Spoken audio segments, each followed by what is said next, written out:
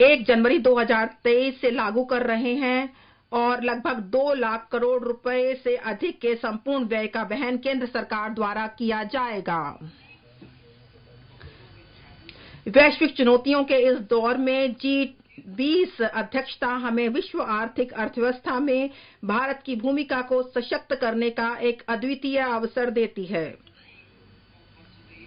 वसुधैव कुटुंबकम की थीम के साथ हम वैश्विक चुनौतियों का निराकरण करने के लिए और टिकाऊ आर्थिक विकास संभव करने के लिए एक महत्वाकांक्षी लोक केंद्रित एजेंडा पर चल रहे हैं। वर्ष 2014 से भारत के प्रयासों ने सभी नागरिकों के लिए बेहतर क्वालिटी की जिंदगी और इज्जत की जिंदगी सुनिश्चित की है। प्रति व्यक्ति आय दुगनी से भी अधिक होकर 1.97 लाख रुपए अधिक हो गई है। इन 9 वर्षों में भारतीय अर्थव्यवस्था का आकार भी बढ़ा है और यह दुनिया की 10वीं से 5वीं सबसे बड़ी अर्थव्यवस्था बन गई है। हमने कारोबार के लिए अनुकूल परिवेश के साथ एक सुशासित और नव अनुमेशी देश के रूप में उल्लेखनीय रूप से सुधार किया है, जैसा कि अनेक वैश्विक सूचकांकों में परिलंबित होता है। हमने कई साधारणीय विकास लक्ष्यों में भी उल्लेखनीय प्रगति की है। अर्थव्यवस्था और अधिक औपचारिक हो गई है, जैसा कि वर्ष 2022 में EPFO सदस्यता के दुगने से अधिक 27 करोड़ होने और UPI के माध्यम से 126 लाख करोड़ के 7,400 करोड़ डिजिटल भुगतान से प्रतिबिंबित होता है।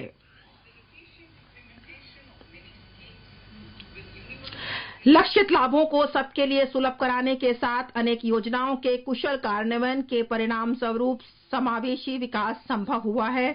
कुछ योजनाएं इस प्रकार हैं। स्वच्छ भारत मिशन के अंतर्गत 11.7 करोड़ परिवारों में शौचालय, उज्ज्वला के अंतर्गत 9.6 करोड़ LPG कनेक्शन, 102 करोड़ लोगों को 220 करोड़ कोविड टीकाकरण, 47.8 करोड़ PM जन धन बैंक खाते, PM सुरक्षा बीमा और PM जीवन ज्योति योजना के तहत 44.6 करोड़ व्यक्तियों के लिए बीमा कवर और 11.4 करोड़ से अधिक किसानों को 2.2 लाख करोड़ का नकद अंतरण देना PM किसान सम्मान निधि के अंतर्गत। अमृत काल के लिए हमारी संकल्पना में सुदृढ़ लोक वित्त और सशक्त वित्तीय क्षेत्र के साथ प्रौद्योगिकी चालित और ज्ञान आधारित अर्थव्यवस्था शामिल है। यह हासिल करने के लिए सबका साथ, सबका प्रयास के माध्यम से जन भागीदारी अनिवार्य है। इस विजन को हासिल करने के लिए आर्थिक एजेंडा में 3 चीजों पर ध्यान केंद्रित किया जाएगा। पहला, नागरिकों, विशेषकर युवा वर्ग को अपनी आकांक्षाओं की पूर्ति करने के लिए पर्याप्त अवसर उपलब्ध कराना। दूसरा, विकास और रोजगार सृजन पर विशेष ध्यान देना और तीसरा, वृहद आर्थिक सुस्थिरता को सुदृढ़ करना।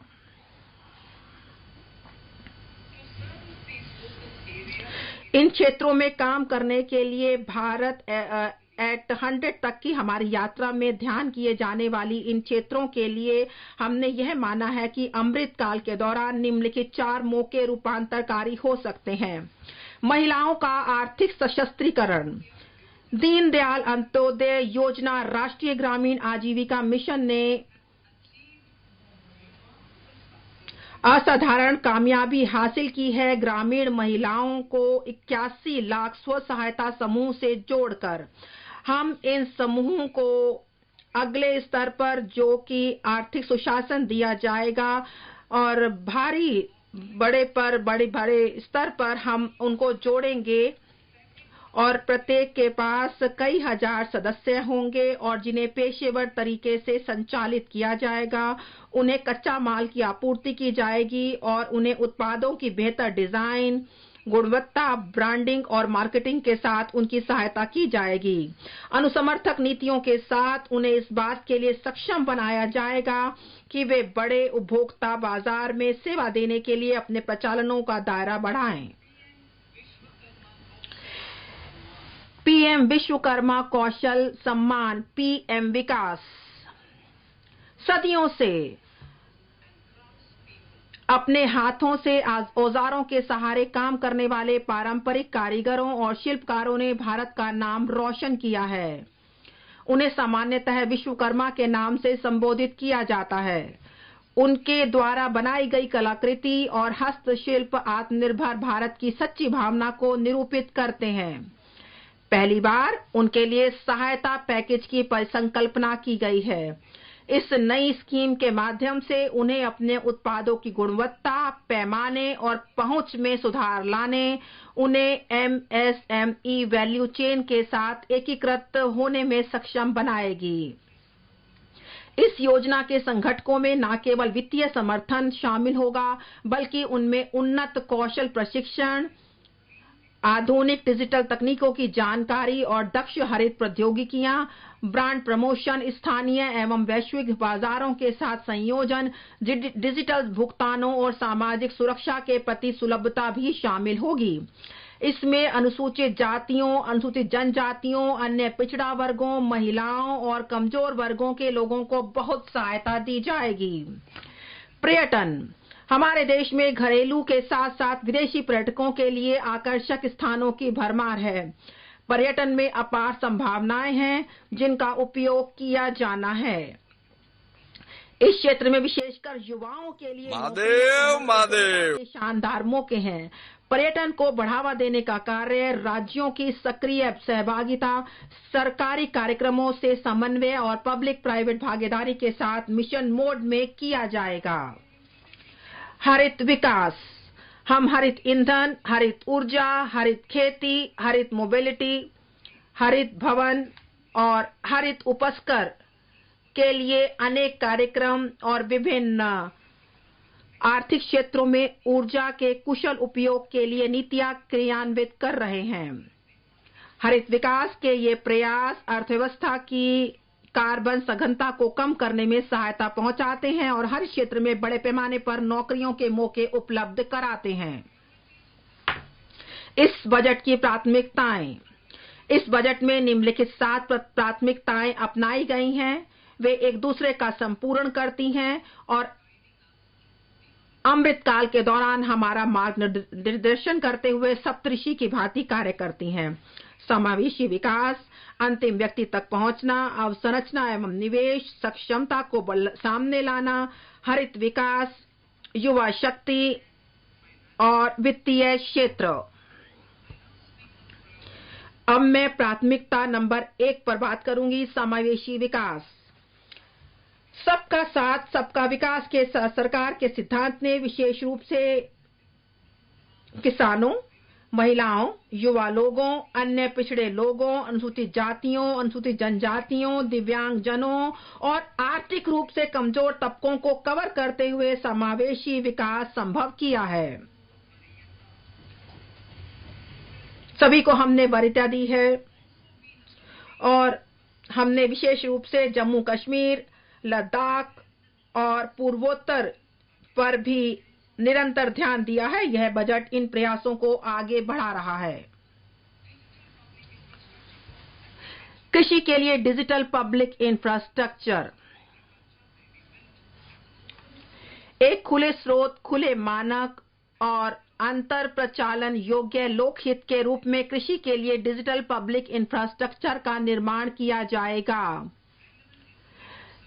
इससे फसल नियोजन एवं स्वास्थ्य के लिए संगत सूचना सेवाओं, फार्म इनपुट के प्रति बेहतर बीमा, फसल आकलन के लिए सहायता, मार्केट इंटेलिजेंस और एग्रीटेक इंडस्ट्री एवं स्टार्टअप्स के विकास के लिए समर्थन के माध्यम से समावेशी किसान केंद्रित समाधान संभव हो पाएंगे। कृषि वर्धक निधि, agriculture accelerator fund, agri startups खोलने के लिए जो युवा उद्यमी है ग्रामीण क्षेत्रों में, उनके लिए उन्हें प्रोत्साहित करने के लिए कृषि वर्धक निधि स्थापित की जाएगी। इस निधि का उद्देश्य होगा किसानों के सामने पेश आ रही चुनौतियों का नवोन्मेषी एवं किफायती समाधान उपलब्ध कराना। यह कृषि पद्धतियों को बदलने, उत्पादकता एवं उत्पाद को बढ़ाने के लिए आधुनिक प्रौद्योगिकी भी शामिल की जाएगी। अतिरिक्त लंबे रेशेदार कपास की उत्पादकता बढ़ाने के लिए हम पब्लिक प्राइवेट भागीदारी पीपीपी के माध्यम से क्लस्टर आधारित और वैल्यू चेन दृष्टिकोण अपनाएंगे। किसानों, राज्य और इंडस्ट्री के परस्पर सहयोग से इनपुट आपूर्ति, एक्सटेंशन सेवाओं और मार्केट लिंकेजों की व्यवस्था की जाएगी। आत्मनिर्भर बागवानी स्वच्छ पौध कार्यक्रम, हम 2200 करोड़ के परिव्यय से हाई वैल्यू बागवानी फसलों के लिए रोग मुक्त गुणवत्तापूर्ण पौध सामग्री की उपलब्धता बढ़ाने के लिए आत्मनिर्भर स्वच्छ पौध कार्यक्रम। मिलेट के लिए वैश्विक केंद्र श्री अन्न।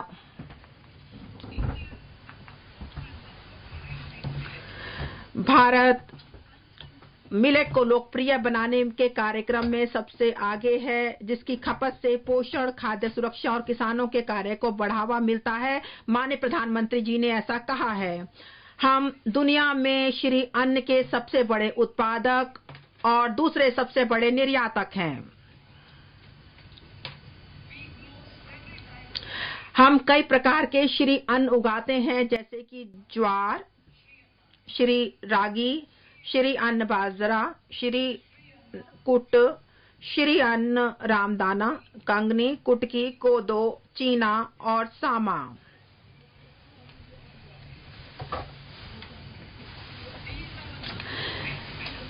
इनके ढेरों स्वास्थ्य फायदे हैं और यह सदियों से हमारे भोजन का मुख्य अंग बने रहे हैं। मैं इन श्री अन्न को उगाकर देशवासियों की सेहत में योगदान करने वाले छोटे किसानों द्वारा की गई उत्कृष्ट सेवा के लिए उनके प्रति आभार व्यक्त करती हूं। अब भारत को श्री अन्न के लिए वैश्विक केंद्र बनाने के लिए भारतीय बाजार अनुसंधान संस्थान हैदराबाद को उत्कृष्टता केंद्र के रूप में बढ़ावा दिया जाएगा, जिससे कि यह संस्थान सर्वश्रेष्ठ पद्धतियों, अनुसंधान एवं प्रौद्योगिकियों को अंतर्राष्ट्रीय स्तर पर साझा कर सके। कृषि ऋण के लक्ष्य को पशुपालन, डेयरी एवं मत्स्य पालन पर ध्यान केंद्रित करते हुए रुपए 20 लाख करोड़ रुपए तक बढ़ाया जाएगा। हम नई योजना ला रहे हैं, प्रधानमंत्री मत्स्य पालन योजना। यह एक योजना है, लेकिन हमने एक नई योजना लाए हैं जिसमें हम 6000 करोड़ के लक्षित निवेश के साथ पीएम मत्स्य संपदा योजना की एक नई उपयोजना शुरू करेंगे, ताकि मछुआरों, मछली विक्रेताओं, सूक्ष्म तथा लघु उद्यम अपने कार्य में और अधिक सक्षम बन सकें। मूल्य श्रृंखला दस्ताओं में सुधार लाया जाएगा। किसानों, विशेष रूप से छोटे एवं सीमांत किसानों के लिए तथा अन्य वंचित क्षेत्रों के लिए सरकार सहकारिता आधारित आर्थिक विकास मॉडल को बढ़ावा दे रही है। सहकार से समृद्धि के विजन को हासिल करने के अधिदेश के साथ एक नए सहकारिता मंत्रालय का गठन किया गया है।